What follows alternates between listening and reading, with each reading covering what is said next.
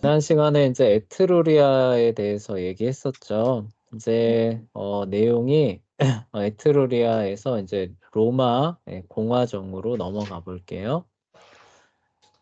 에트루리아하고 로마하고는 그 출발은 약간 달라요. 그러니까 리디아에서 온 사람이 그 여기 이탈리아 중북부 지역을 이제 이렇게 장악하고 있었던 게 이제 에트루리아 사람들이라고 얘기했었잖아요. 네. 네, 로마는 이제 그런 사람들은 아니고요. 로마는 어떤 사람들이냐면은 이제 그 트로이 아시죠? 트로이. 네. 네, 트로이에서 이제 그 패배한 사람 중에 일부가 이제 그 망명을 떠납니다. 네, 망명을 떠나서 이제 그 정착하는 그런 도시가 이제 요 로마거든요. 그러니까 로마는 아니고 알바 롱가라고 하는 이제 그 지역이었는데요. 그 알바 롱가라고 하는 그 지역에서 이제 그 이제 후대에 태어난 사람들이 이제 로마라고 하는 지역을 이제 개척을 하면서 이제 세우는 도시가 이제 로마라고 하는 도시가 돼요. 네, 그렇게 해서 세워진 도시가 있는데 그 도시가 에트루리아의 이제 지배를 받은 거죠. 지배를 받다가 이제 BC 한 509년쯤에서 에트루리아의 지배가 이제 끝나고 오히려 역전이 돼서 로마가 에트루리아를 병합하는 이제 요런 흐름으로 흘러갑니다. 네, 그 로마 건국하면은 그 유명한 이 얘기 있죠. 그쵸? 이 늑대 젖을 먹는 아, 이 소년. 그쵸? 네, 로물루스하고 레무스라고 하는 이제 아이가 있는데 이 아이가 바로 이게 알바롱가라고 하는 그 도시에서 그 태어난 그 트로이의 후예였어요. 근데 이제 버림을 받아서 이제 그 죽게 생겼는데 늑대가 젖을 먹여서 이제 키우고 이 사람들이 이제 그 자기를 버린 삼촌한테 가서 복수를 한 다음에 이제 자기 왕국을 세워야겠다라고 해서 내려와서 세운 도시가 바로 로마다라고 하는 이제 전설이 이제 내려오는 겁니다. 그래서 로마에 건국하면은 이 늑대젖을 먹는 이 두 소년 얘기가 항상 나오는 이유가 이제 그 얘기죠. 네, 그 시대가 이제 여기 보시면은 기록상으로 753년쯤이라고 나와 있죠. 네. 그래서 로마가 이제 세워진 게 한 753년 정도로 얘기를 하게 되는데 여기 보시면은 에트루리아 사람이 BC 한 800년경쯤에 이제 이탈리아 북부에 자리 잡기 시작하잖아요. 그러니까 서로 그 생겨나게 되는 그런 그 시기는 그렇게 차이가 많이 나지는 않는 거죠. 그런데 그 에트루리아가 이제 훨씬 이제 그 앞서 나가면서 오히려 로마를 지배를 해 나가게 됩니다. 그러니까 BC 한 800년 경부터 이제 확장을 이제 시작을 했겠죠. 예, 그러다가 이제 로마를 장악을 하고 다스려 나가는데 지배가 BC 509년에 이제 마무리가 되게 돼요. 이 마무리가 되는 과정이 이제 어떻게 됐느냐? 네, 여기서 설명은 안 했지만 이제 이런 거예요. 여기 북쪽 지방을 이제 다스리고 있었잖아요. 네. 네, 이 남쪽 지방을 다스리고 있는 세력하고 이제 에트루리아하고 사이가 괜찮았대요. 네, 아, 그러다 보니까 이제 로마라고 하는 데가 중간에 껴가지고 이제 옴짝달싹을 할 수가 없었답니다. 예. 근데 인제 이 남쪽에 있는 해양 세력하고 이제 이 에트루리아하고 사이가 벌어지면서 인제 로마가 후방을 걱정하지 않게 되고 로마가 인제 이후로 밀고 올라가면서 이 전체를 병합하는 이런 역사로 진행이 됐다고 합니다. 그건 인제 대외적인 요건이고 내부적으로는 또 어떤 요건이 있었냐면은 에트루리아 사람들이 로마에 대항해서 '열심히 싸워야겠다.' 이런 의지가 사실 없었대요, 고때쯤에서는. 근데 그게 왜 그랬냐라고 보면은 에트루리아 사람들이 앞에 봤을 때 굉장히 '종교심이 많다.'라고 했던 거 기억나시죠? 그쵸?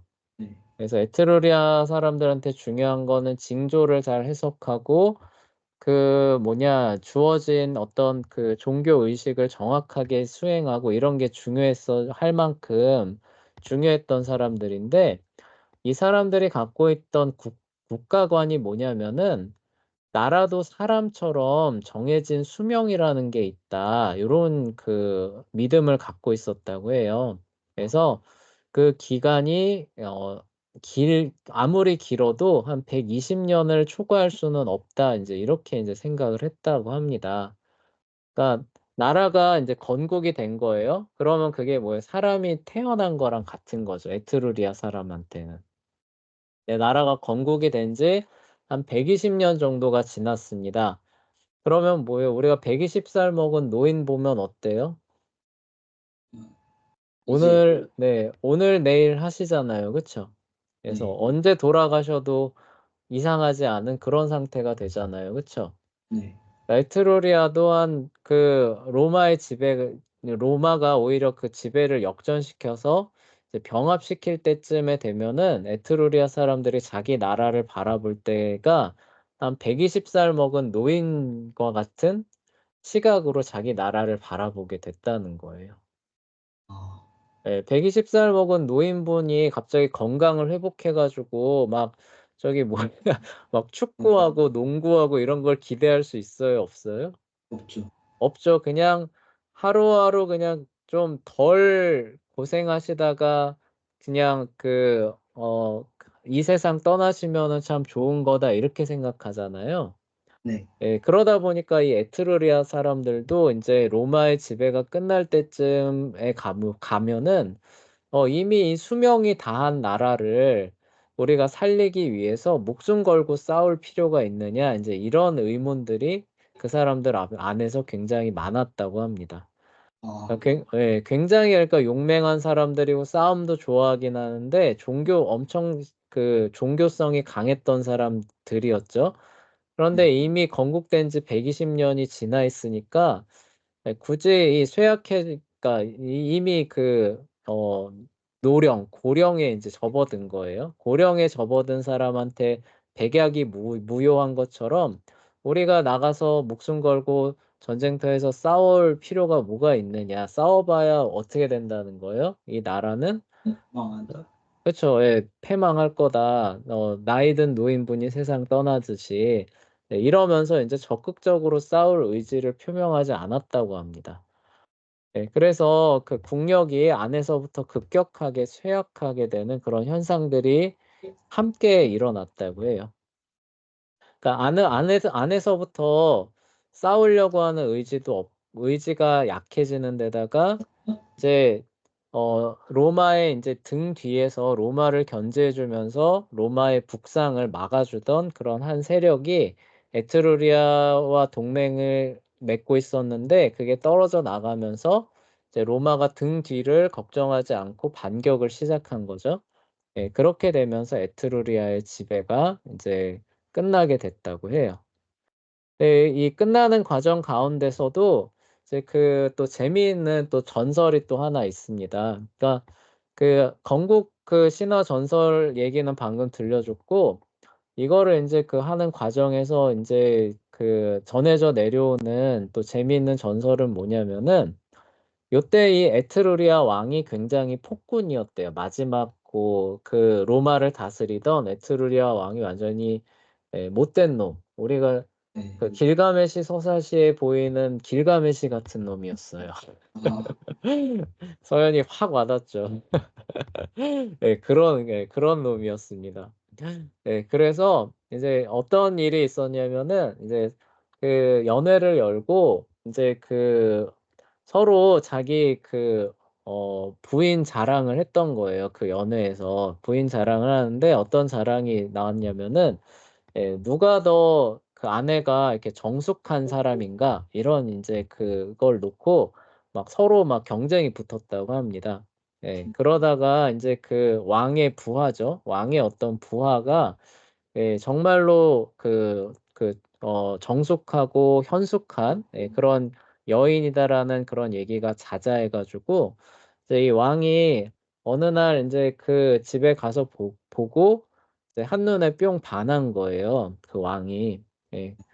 예, 그래 가지고 이제 음흉한 이제 꾀를 내기 시작합니다. 그래서 그 자기 부하를 먼 데로 일단 임무를 줘서 보낸 다음에 이제 그 마치 또 대접을 받는 것처럼 인제 그 집에 놀러 갑니다. 네. 그다음에 인제 그 협박을 해 가지고 이제 몹쓸 짓을 인제 저질렀다고 해요. 그래서 협박을 해서 몹쓸 짓을 저지르고 난 뒤에 이제 다시 자기 인제 거처로 돌아가고 이제 그 정숙한 여인은 인제 자기 인제 "정절을 지키지 못했다."라고 하면서 인제 "복수를 해 달라."라고 인제 얘기를 하면서 이제 자결을 하는 그런 일이 있었다고 해요. 그래서 그 남편과 인제 가족들이 그거를 기폭제로 해 가지고 반란을 일으켜서 이제 폭군을 쫓아내면서 에트루리아의 그런 지배를 벗어나는 그런 일들이 있었다라고 하는 이제 그런 또 전설들이 이렇게 내려옵니다. 예. 또 그와 관련된 인제 내용 문학이 인제 있거든요. 그것도 문학 시간에 고거 한번 볼 거예요. 그래서 네. 그것도 예 재밌게 예 재밌게 볼 수 있을 겁니다. 하여간 고 문학 때 그 얘기를 보게 되면은 '아 그게 요때 얘기구나.' 요렇게 생각하시면 돼요. 네. 네, 하여간 인제 그렇게 해서 인제 에트루리아를 인제 로마가 오히려 역전시켜서 원래 그 에트루리아가 로마를 지배하면서 문화들을 막 전수해 주는 그런 상황이었잖아요. 근데 이게 인제 509 년의 경에서 역전이 되는 거예요. 오히려 로마가 에트루리아 지역으로 인제 밀고 올라가는 겁니다. 도시를 하나하나씩 점령해 나가고 BC 250 년경에 이르면은 인제 에트루리아라고 하는 지역은 로마에 속한 한 어떤 그 지역으로서 존재하게 되는 요런 상황을 맞게 됐다고 해요. 자 그러면 로마가 원래 되게 열악했잖아요. 그쵸? 예. 그 에트루리아의 지배를 받았던 그런 지역이었는데 이걸 어떻게 이렇게 뒤집어서 오히려 자기를 지배하던 사람들을 지배하는 그런 민족과 국가로 올라섰느냐라고 하는 원동력을 인제 우리가 좀 살펴봐야 되는데 역사가들이 지목하는 한 가지 특징이 있다고 해요. 예. 그들이 갖고 있었던 생활 태도와 관습이 다른 민족에 비해서 색다른 점이 하나 있었다고 하는데 그게 뭐냐면 가정을 굉장히 중시했다는 겁니다. 예. 아. 그래서 예예. 그러니까 가정의 그런 어떤 질서들 그다음에 화목함 이런 걸 굉장히 중요하게 생각했다고 해요. 우리가 전에도 살펴봤듯이 여성의 어떤 정숙함, 현숙함 막 이런 것들을 미덕으로 내세우는 앞세우는 그런 어떤 이야기들이 벌써 나오잖아요, 반란 일으킬 때. 그쵸? 네. 네. 그런 것처럼 이렇게 가정을 굉장히 중시하고 남자들의 또 그런 책무는 뭐냐 그런 가정을 잘 이렇게 건사하고 보호하고 그러니까 우리가 알고 있는 그런 전형적인 그런 전통적인 그런 어떤 가정의 가치들, 모습들 이런 것들을 사실 지향을 했던 겁니다. 아. 예. 그러다 보니까 약간 우리가 알고 있는 동양의 유교 질서하고 약간 비슷한 면이 있어요. 물론 유교는 남존 여비잖아요. 그쵸? 그래서 여자를 천시하는 이제 그런 쪽으로 가는데 여기는 앞에서 살펴봤듯이 그렇지는 않아요. 그쵸? 그래서 여성에게 많은 권리와 자유를 부여했다는 거 기억나죠? 저번 시간에 얘기했던 거. 그쵸? 네. 예 예. 그렇지만 기본적인 어떤 질서는 굉장히 이렇게 뭐라고 해야 되죠? 이렇게 어 순종과 복종을 기본으로 하는 고런 공동체적인 특징을 많이 갖고 있었다고 합니다. 그래서 가장인 아버지의 권위가 이 집에서는 절대적이었다고 해요. 그러니까 무슨 얘기냐면은 무언가 일이 있어요. 일이 이렇게 일어납니다. 그러면은 그거를 개인적으로 개별적으로 해결하는 게 아니라 어떻게 하는 거예요? 가족의 회의에 인제 안건 같은 게 올라오겠죠. 그쵸? 가족 회의 같은 데 그런 문제들이 논의가 될 거고 논의는 할 수 있지만 최종 결정은 누가 하는 거예요? 아버지 그 가정의 아버지가 내리는 거죠. 네. 내리게 되면은 그다음부터는 어떻게 되는 거예요? 가족 구성원들은 그 결정을 따라야 돼. 예 절대적으로 존중하면서 따라주는 예 그런 어떤 그 문화가 여기 자리를 잡았다고 합니다. 네. 예 그래서 그 권위가 굉장히 예 그러니까 그 존중을 받는 예 그런 어떤 문화가 있었다는 거예요. 그러니까 그게 다른 문화에 비해서 굉장히 두드러지는 예 초기 로마의 모습이었다는 겁니다. 그리고 그거를 바탕으로 해서 이렇게 가정을 중시하는 예 그런 어떤 모습을 가지고 있었대요.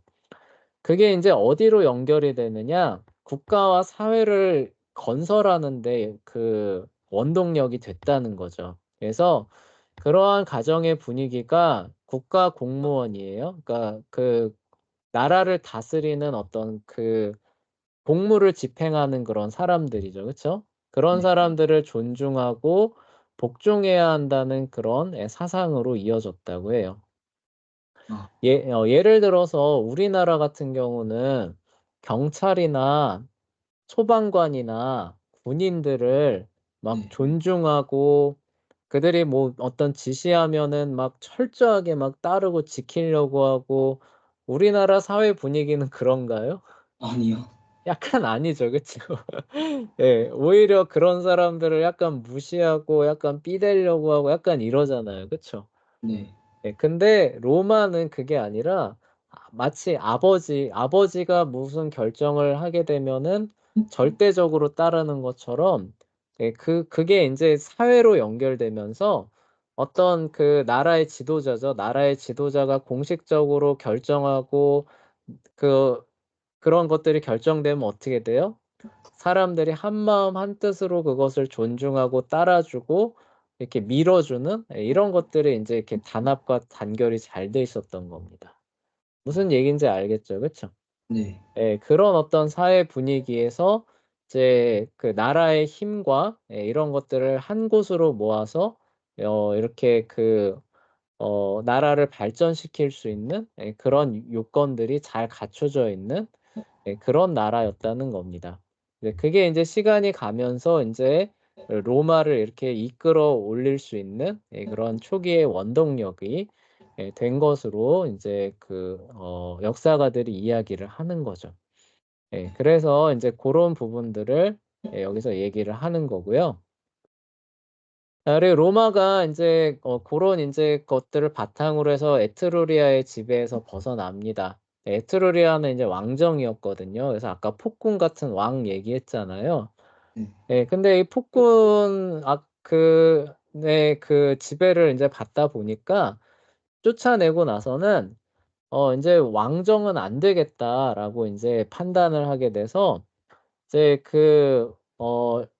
뭐라고 해야 되죠? 예 여러 명의 여러 명의 행정관이 나라를 다스리는 공화제라고 하는 거를 인제 채택을 하게 돼요. 근데 아 이 행정관은 어디서 뽑느냐면은 시민이 뽑는 거예요, 시민이. 무슨 얘기인지 알겠죠? 그쵸? 네. 예 시민들이 투표로 뽑는 예 권력을 위임해 주는 거죠. 그쵸? 예 이런 형태의 인제 국가 운영이 인제 나오게 되는 거죠. 그리고 또 하나의 원리가 뭐냐면은 공화제의 또 하나의 원리가 뭐냐면은 우리나라 같은 경우는 지금 대통령 중심제라 그래서 네. 행정 권한을 행사할 수 있는 사람이 한 사람이잖아요. 그쵸? 네. 이거를 견제할 수 있는 다른 어떤 사람이 있나요, 없나요? 없죠. 없죠. 근데 이 로마 공화정은 이거를 견제할 수 있게 행정관을 한 명이 아니라 두 명 뽑습니다. 아 예 그래서 여기 집정관이라고 하거든요. 예 집정관이라고 하는 이 사람을 1 년에 두 명 뽑는 거예요. 예 그래서 인제 이 사람들이 나라를 운영을 합니다. 전권을 갖고 운영을 해요. 자 그런데 이 사람이 이러이러이러한 거 하려고 하는데 다른 쪽 사람이 이게 안 되겠다 싶으면은 여기서 거부권 행사해요. 그러면 그게 될 수 있을까요? 없을까요? 없겠죠. 없어요. 제동 걸리는 거예요. 그러니까 두 명이 다 인제 어느 정도 의견 일치가 되는 거고 한 명이 막 폭주하려고 그러면 여기서 거부권 걸면은 못 하게 되는 겁니다. 아. 그런 형태로 어떤 독점 권력, 독재 권력이 막는 형태의 그 국가 운영이 인제 공화 제도인데 그거를 인제 채택을 하게 되는 거예요. 그리고 이게 왜 채택됐느냐라는 거를 설명해 주는 전설이 바로 아까 그 전설이 되는 거예요. 무슨 얘기인지 알겠죠? 그쵸? 네. 예, 그 정절을 범하는 그 폭군왕 쫓아냈기 때문에 예, 이런 식으로 인제 "나라가 세워지게 되었다."라고 인제 어느 정도 배경 설명을 해 주는 거죠. 네. 그리고 이 집정관이라고 하는 사람이 인제 이렇게 나라를 다스리는 역할을 하게 되는데 이 집정관은 어떻게 선출했느냐? 그 투표권은 민회에 줘요. 그러니까 시민권을 갖고 있는 시민들의 투표로 이 집정관이 선출이 되는데 여기서 근데 그 함정이라고 해야 되나? 그 조심해야 되는 점이 하나 있는데 그러면 아무나 다 나와서 "나 저기 나라를 다스리겠다." 지금은 되죠. 그쵸? 네. 근데 옛날에는 그렇게 한다는 게 생각이 될까요 안 될까요?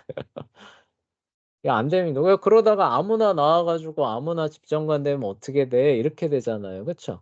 네. 예, 그러니까 나올 수 있는 사람인지 아닌지를 일단 뭐예요? 원로, 좀 경험이 많은 사람들, 좀 지식이 있는 사람들에서 일단 좀 사전 정지 작업을 좀 해서 시민들한테 그 "투표권을 주겠다." 이 얘기를 하는 겁니다. 아. 예, 그러니까 그 출마하고 싶은 사람이 "아 나 저기 집정관에 이렇게 나가려고 합니다."라고 하면은 원로원에서 사전 심사를 해요. 그래서 이 사람은 적격이다 부적격이다 해 줍니다. 부적격되면 어떻게 되냐면은 그 못 나가요. 본선에 못 나가는 거예요. 아. 무슨 얘기인지 알겠죠? 그쵸?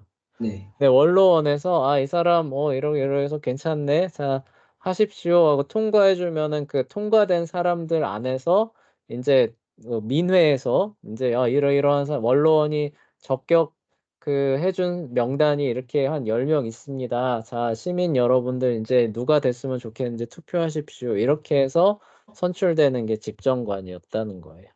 아. 예. 그리고 처음에 너무 그 집정관을 할 수 있는 그 사람들도 처음에는 다 귀족들이었대요. 평민들은 애초에 후보에조차도 오를 수도 없었다고 합니다. 아. 네, 나중에 시간이 가면서 평민도 집정관이 될 수 있게끔 법이 바뀌기는 했다고 하는데 어찌 됐건 이런 방식을 통해서 사실상 나라를 다스리는 거는 원로원을 통해서 그쵸. 원로원을 통해서 사실상 집정관이 나오는 것도 원로원의 그 의원들이 대부분 다 이렇게 돌아가면서 했거든요. 예, 네. 그래서 사실상 원로원을 통해서 이렇게 나라가 다스려지는 형태가 이제 로마 공화정이 되는 거죠. 네. 무슨 얘기인지 알겠죠? 그쵸? 네. 사실상의 입법기관, 사법기관의 주요 역할은 사실 민회가 하는 겁니다. 그러니까 시민권을 가진 사람들이 가서 투표해서 결정하는 건데 그 민회를 움직이는 기관은 뭐였다는 거예요? 원로원이었다는 거예요. 아. 무슨 얘기인지 알겠어요? 네. 네, 그래서 사실상 로마 공화정은 원로원에 의해서 돌아가는 그런 체계가 된다는 거죠. 네. 요 구조를 알고 계시면 돼요. 그러니까 정리하면 이런 겁니다. 자, 공화정이라고 하는 거는 일단 독재 권력이 나오지 못하도록 막는 데 방점이 있는 거예요. 예, 그래서 왕 같은 사람이 있어요, 없어요? 없어요. 없어요. 왕이 뭐예요? 태어날 때부터 왕이고 이 사람은 임기가 있어요, 없어요? 없죠. 죽을 때까지 왕이죠. 그쵸? 네. 근데 이런 게 아닌 겁니다. 이런 게 아니라 선출이 되는 사람들이고 그다음에 임기가 있는 거예요. 그리고 무제한적인 권력을 다 주는 게 아니라 뭐예요? 이렇게 나눠 주는 거예요. 그쵸? 한 네. 사람 한 사람씩 해서 서로가 서로를 점검하고 견제하게 하는 요런 형태의 정부가 공화제가 되는 거죠. 네. 그리고 그것도 인제 부족하다고 생각했는지 한번 집정관으로 선출되면은 10년 동안은 다시 집정관이 되지 못하게 하는 요런 제도를 운영했다고 해요. 예를 들어서 내가 2010년에 집정관을 했어요. 네. 1년 지났습니다. 네. 나 지금 마무리 못한 정책이 있는데 내년에도 좀 집정관 하고 싶습니다. 원로원에 네. 제출하면 어떻게 돼요?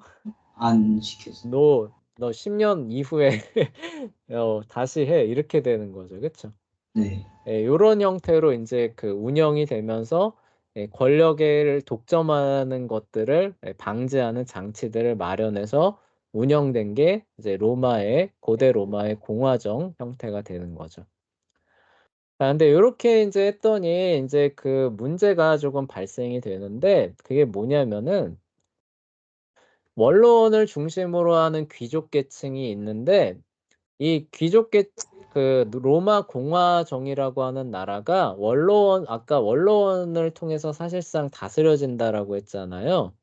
네. 그러니까 그 원로원의 뭐라고 해야 되나 원로원이 선호되는 그런 형태로 나라가 운영되는 그런 모습들이 이제 많이 나왔던 거죠. 근데 나라라고 하는 데는 귀족이 많아요, 평민이 많아요?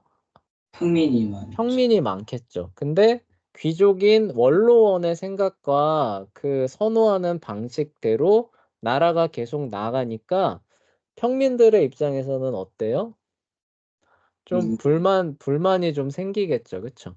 네. 예. 그런 불만들이 인제 생기면서 어떤 요구들이 나오게 되느냐. 이 원로원이 무언가를 인제 어쨌든 통과시키는 거예요. 민회나 뭐 이런 데서 통과를 시킬 텐데 이런 것들을 쪼끔 막아줄 수 있는 아까 집정관도 이렇게 누군가 이렇게 폭주하려고 그러면은 다른 집정관이 거부권을 행사해서 막는 요런 그 권한을 줬잖아요.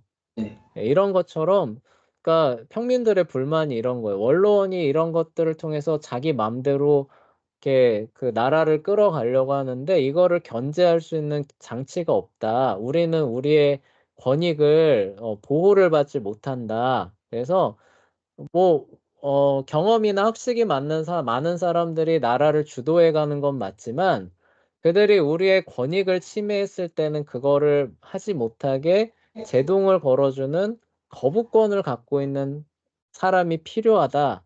이거를 인제 끊임없이 얘기를 하면서 불만을 표출을 하게 돼요. 아, 그렇게 해서 평민들의 의회에서 평민들의 회의입니다. 평민들의 회의가 따로 인제 열리게 되고 거기서 인제 평민들의 권익을 보호할 임무를 갖고 있는 2명을 선출을 하게 돼요. 그리고 요 2명은 뭐냐? 원로원에서 의결한 사항에 대해서 거부하는 권한을 갖고 있게 되는 거예요. 그러니까 아, 쉽게 말해서 이런 원로원이 나라를 이러이러한 방향으로 인제 움직여 가려고 하는 거예요. 그런데 그게 평민들의 입장에서 보면은 '아 이거는 우리한테 손해가 너무 많은데 예 이거는 좀 아닌 것 같다.'라고 하면 호민관이 "그거에 대해서는 안 됩니다."라고 하면은 이거는 그냥 막히는 거예요. 다른 방향을 생각해 봐야 되는 겁니다. 아, 예. 그런 식으로 인제 또 견제를 하는 거죠. 견제와 균형을 또 사이에서 또 추구하는 그런 어떤 직책이 후대에 생겨나요. 그 당대에 생겨난 건 아니고 시간이 조금씩 흐르면서 또 이런 호민관이라는 직책이 생겨나게 되고 호민관이 이렇게 원로원에서 의결한 사항을 제동을 걸 수 있는 권한을 이제 갖게 되는 거죠. 그리고 또 이런 어떤 과정에서 또 불만이 뭐였냐면은 이 당시에는 관습법입니다. 그러니까 조문화된 법령이 없는 거예요. 법은 있는데 그게 오늘날처럼 구체화된 그런 어떤 조항으로 되어 있는 법률이 아닌 거예요. 그러니까 쉽게 말해 이런 겁니다. 학교에 지각하면 돼요, 안 돼요? 안 되죠. 이거 누구나 다 알고 있는 법이잖아요. 그쵸? 네. 예. 그런데 그거를 세부적인 명확한 조항으로 해서 예를 들어서 등교 시간이 9시 시니까 9시를 넘어서 오는 사람은 지각이고, 그럼 지각이니까 지각한 사람은 화장실 청소를 한다. 이렇게 조항이 딱 있으면은 그거에 따라서 어떤 무언가 법을 집행하면은 불만이 생길까요? 안 생길까요? 안 잘 생기겠죠. 안 생기겠죠. 그쵸? 근데 이 당시에는 관습법이니까 그런 명확한 조항이 없는 겁니다. 그러니까 이런 거예요. 그러니까 어느 날 선생님이 이렇게 보다가 어느 날은 9시가 넘었는데도 이 사람은 지각하지 않았다는 거예요. 아, 왜요? 라고 물어봤더니, 어제 우리 좀 일이 좀 많았잖아. 네, 예, 어제 저기 뭐 농사도 많이 짓고, 뭐 국가에서 뭐 이런저런 일 해가지고, 오늘은 늦게 올 수밖에 없었어. 그러니까 오늘은 지각이 아니야. 이렇게 얘기를 하는 겁니다. 네, 예, 근데 다음날 내가 8시 한 50분에 갔는데도 선생님이 갑자기 넌 지각이라는 거예요. 네. 선생님 왜요? 어제보다 빨리 왔는데요. 하니까 야, 어제는 이러저러 해가지고 더 빨리 올 수 있었는데 왜 50분에 나 왔냐? 그러니까 넌 지각이야. 이렇게 하고 그 아, 벌도 어떤 사람은 화장실 청소, 어떤 사람은 갑자기 뭐 반성문, 어떤 사람은 부모님 모시고 와. 이런 식으로 막 똑같이 다 지각했는데 네, 이런 식으로 막 법이 적용될 수 있는 여지가 있었다는 쉽게 설명하는 거예요. 무슨 얘기인지 알겠죠? 그쵸? 예, 법은 분명히 있어요. 법은 있고 어느 정도의 그 라인은 있습니다. 근데 그게 적용되는 과정에서 공정하게 잘 적용되지 않는 겁니다. 이 사람들이 봤을 때. 그게 적용하는 사람들이 자꾸 팔이 안으로 굽는 걸 보는 거예요. 무슨 아, 얘기인지 알겠죠? 그쵸? 네, 그러니까 이 사람들이 요구를 하게 됐던 게 뭐냐면은 이런 공정한 조항들, 명확하게 그런 것들을 정리를 해서 모두가 볼 수 있는 광장에다가 아예 딱 게시를 해라. 예, 그러면은 인제 어떻게 된다는 거예요? 이런 식의 갈등이 없어지지 않겠느냐. 그러니까 예를 들어서 이런 일이 있으니까 아예 교실 앞에다가 그 학교 규칙 해서 1번 뭐예요? 9시가 넘어가면 지각이고 네. 지각을 했을 때 벌은 화장실 청소다. 이렇게 해서 모두가 볼 수 있게 딱 붙여 놓으면 어떻게 한다는 거예요? 공평. "이런 식의 일이 없지 않겠느냐."라고 해서 그걸 또 계속 요구를 했던 거예요. 아, 예, 그래서 그게 인제 받아들여져서 이제 어 그 이런 식으로 12 개의 조항으로 된 법이 이렇게 모두가 볼 수 있는 이 시장에 딱 게재가 됐다고 합니다. 뭐 그거랑 약간 비슷하죠. 그쵸? 함무라비 법전 아, 같이. 네, 그쵸? 예, 약간 그런 성격을 갖는 거예요. 그래서 누구나 그 법을 보고 그게 인제 제대로 적용이 안 된다. 그러면 인제 어떻게 되는 거예요? 자기가 평민이다. 그럼 호민관한테 가 가지고 그거를 호소할 수 있겠죠. 그쵸? 네, 봐라. 이 조항에 의해서 내 권리가 이렇게 보장됐는데 집정관이 이거를 무시하고 이런 식으로 적용하려고 한다. 그러니까 인제 어떻게 하는 "당신은 이걸 보호하는 직책이 있지 않느냐?"라고 하면서 "이 부당성을 빨리 알려라." 이렇게 할 수 있겠죠. 그쵸? 네. 예, 그런 식으로 인제 자기의 그런 어떤 권리와 권한을 이런 법을 통해서 보호받으려고 하는 그런 체계들을 꾸준히 도입을 하려고 했던 거예요. 아, 예. 되게, 되게 이상적이죠. 그쵸? 네, 예, 그래서 문제가 해소됐을 것처럼 보이죠. 그쵸? 네.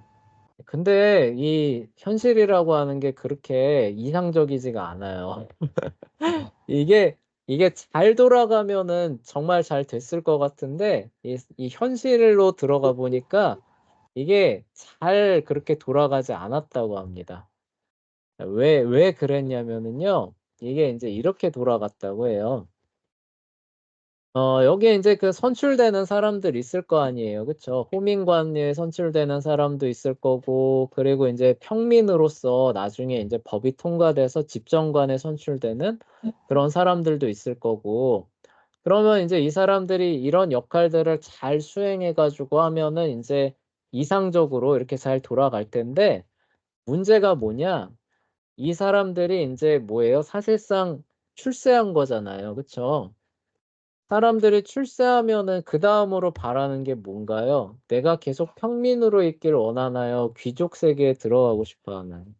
귀족 세계에 들어가. 그쵸. 귀족 세계에 들어가고 싶어 합니다. 네. 그리고 기존의 귀족들은 새로 선출된 힘 있는 사람들을 자기 편으로 포섭하려는 거를 또 계속해요. 네. 예. 그러다 보니까 이 사람들이 선출은 되고 나서 그 주어진 권력을 평민을 위해서 쓰는 게 아니라 뭘 위해서 쓰는 거예요? 자기를 위해서. 네. 내가 귀족 세계에 편입되는데 써 버리는 거죠. 아. 예. 그러니까 이런 게 잘 작동한다는 거예요, 안 한다는 거예요? 안 한다. 원칙상으로는 작동을 해야 되는 거예요. 그쵸? 예. 네. 그런데 그런 일이 벌어져서 호민관한테 가서 "이거 거부권을 좀 행사해 주십시오."라고 하면은 원로원이나 귀족들이 어떻게 하는 거예요? 그 호민관한테 꾸준히. "야 다음에 저기 저 뭐냐 그 선거 있지. 너 집정관 나올 수 있게 해 줄게. 너 집정관 나오면은 사실상 그 귀족 되는 거잖아. 그리고 저기 저 가문에 저 둘째 딸내미 있는데 아. 예 그 둘째 딸내미랑 너랑 결혼시켜 줄게." 이렇게 되면 어떻게 되는 거예요? 거부권을 딱 행사해야 되는데 갑자기 이 호민관이 거부권을 행사해요, 안 해요? 안 해요. 안 해요. "문제 없습니다." 이렇게 되면서 갑자기 그 법이 그냥 정책이 그냥 통과가 되고 시행이 되는 거죠. 아. 예 이렇게 돼서 또 무력화되는 일들이 또 이후로도 계속 진행이 됐다고 합니다. 예 그러니까 이 평민들은 또 어때요? 또 이렇게 또 부글부글부글 하겠죠. 그쵸? 예 네. 그런 어떤 상황으로 이게 진행이 됐다고 해요. 자 그래서 그 얘기를 하는 겁니다. 그래서 "이러한 변화에도 평민들의 삶은 크게 변하지 않았다. 왜냐하면 선출된 이들이 평민들의 권익 향상에 힘쓰기보다는 부유한 계층과 결혼을 통해 자기주의를 높이는 데 더 힘을 쏟았기 때문이다." 이거는 오늘날에도 사실 해당이 될 수 있어요. 오늘날의 국회의원 같은 경우도 선출이 되면은 사실 어떤 일을 해야 돼요? 국민들의 삶의 질을 높이는 데 사실 발벗고 뛰어야 되죠. 그쵸? 네. 네. 근데 오늘날의 국회의원들이 그렇게 하나요? 잘 안 하죠. 그쵸? 네. 예. 자기 명예 이런 쪽으로 자기 성공, 출세 한 번이라도 더 국회의원을 더 하는 거 이런 거에 더 신경 쓰죠. 그쵸? 네. 예. 그러다 보니까 이게 인제 현실에서의 좋은 정책들 이런 것들이 더 잘 빠르게 진행이 안 되는 거죠. 마찬가지였던 겁니다. 그래서 좋은 장치들 제도들이 마련이 됐지만 그걸 거기 들어가서 실제로 운영해야 되는 사람들이 자기 성공이죠. 자기 성공을 위해서 그거를 사용하기 시작하니까 실제 삶은 변하는 거예요, 안 변하는 거예요? 안 안 변. 변하게 되는 거죠. 그쵸? 네. 이게 사실 교훈을 주는 거예요. 아무리 좋은 제도라고 해도 거기 들어가서 운영하는 사람이 바뀌지 않으면은 실제로 바뀌어요, 안 바뀌어요? 안 봐. 안 바뀐다는 거죠. 그쵸? 예 그러한 또 교훈을 남겨주면서 로마의 그런 체제가 계속 돌아가게 됩니다. 네. 그래서 요게 인제 그 선생님이 준비한 거예요. 그래서 여기 보시면은 원로원에서 그쵸? 네 요 사람들을 추천을 하는 겁니다. 여기에 인제 나갈 사람들을 추천을 하는 거예요. 그래서 인제 그 민회, 국회에서 이걸 통과를 시키는 거예요. 네. 예 그러면은 인제 요렇게 인제 되는 거고요. 그러니까 원래대로라면은 이제 여기 전체를 사실상 원로원과 귀족들이 장악을 하고 나라를 운영해 갔던 거예요. 네. 예. 그러니까 이 평민들이 인제 불만들이 막 일어나니까 평민회라는 걸 인제 신설을 해서 호민관을 이제 선출을 하는 거죠. 네. 그래서 인제 여기에서 인제 막 결정된 상황들이 평민의 권익을 해친다. 그럼 호민관이 뭐 하는 거예요? 거부권 이런 식으로 해서 인제 나라가 운영이 되게 됐다는 거죠. 그쵸? 네. 예. 근데 이 호민관도 어디에 편입되기 시작했다는 거예요? 귀족들. 여기에 이렇게 편입돼요. 예. 무슨 얘기인지 알겠죠. 그쵸? 예. 이게 제대로 작동은 잘 안 했다라는 얘기를 하는 겁니다. 그래서 요 그림 익혀 주시면은 그 로마 공화정이 어떻게 돌아가는지 더 잘 이해하실 수 있을 것 같아요.